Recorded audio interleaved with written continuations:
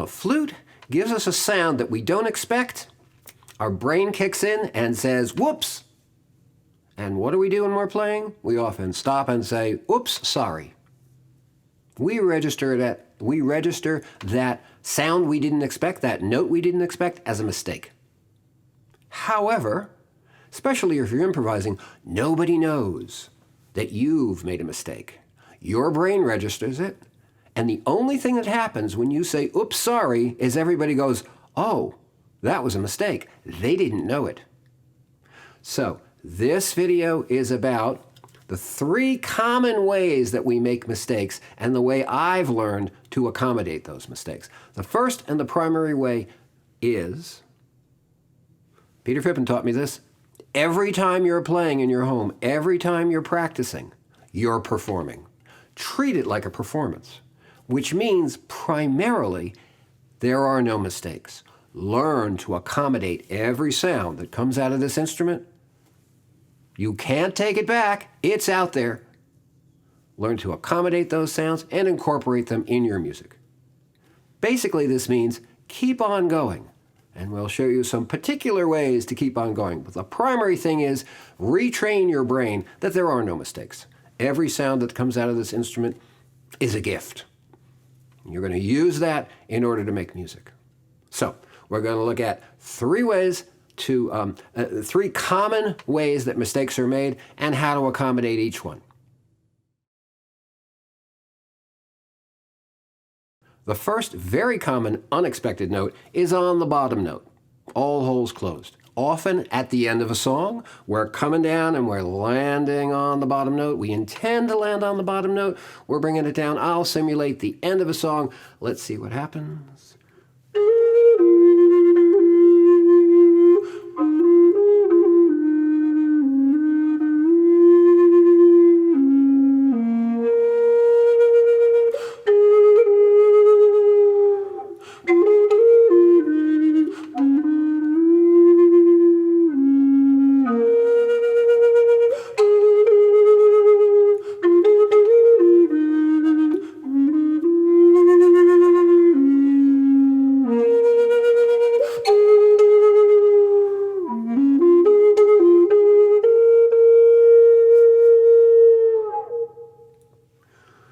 Okay, I'm simulating a mistake. I'm simulating an accidental overblow by intentionally causing it to overblow. How am I doing it in this demonstration? I'm coming down on the bottom note, and when I hit that bottom note, I'm also leaking the top finger very slightly.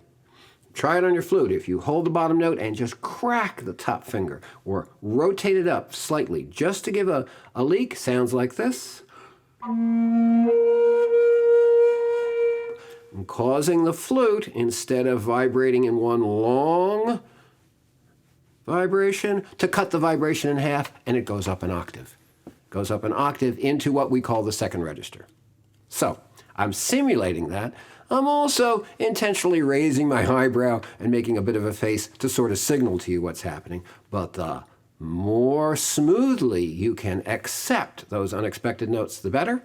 And the trick I'm using, the technique I'm using is I'm coming down and to the bottom note. Oh, I get an overblow. The next note I play is this note. It's 1 pentatonic minor note down. First and third finger closed. I'll give a demo.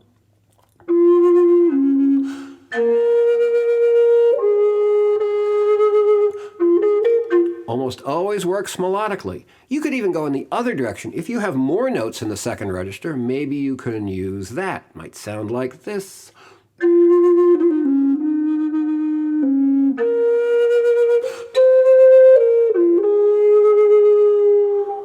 There it is.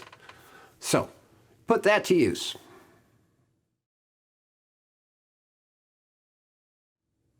You are improvising away. All of a sudden, you hit a note you don't expect. What do you do with it? There's an old jazz phrase. The first time you play it is a mistake. The second time you play it is a motif. The third time you play it is jazz. What does that mean? Repeat the note. Repeat your unexpected note, your mistake note, again. work it into your improvisation melody, and then do it a third time. At least 3 times. 4 times. Don't wear it out too much, but might sound something like this. And again, I am intentionally playing what might be an unexpected note, a note outside the scale.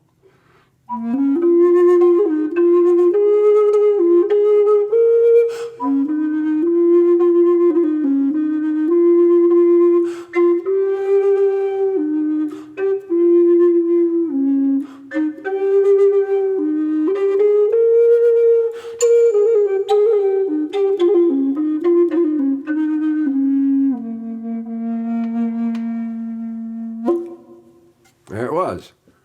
I raised my eyebrow a little to signal it. The less you can signal your unexpected note, the better.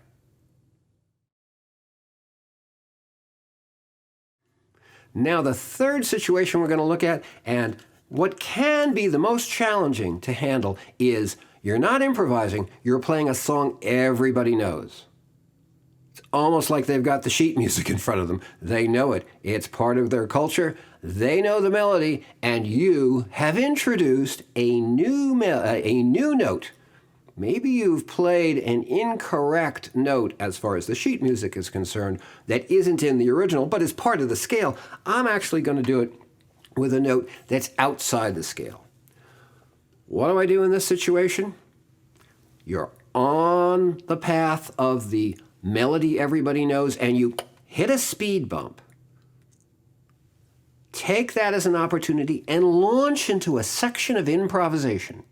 Improvise a while, again, maybe using that new note, that unexpected note, 3 times, 4 times, and then work your way back into the melody everybody knows.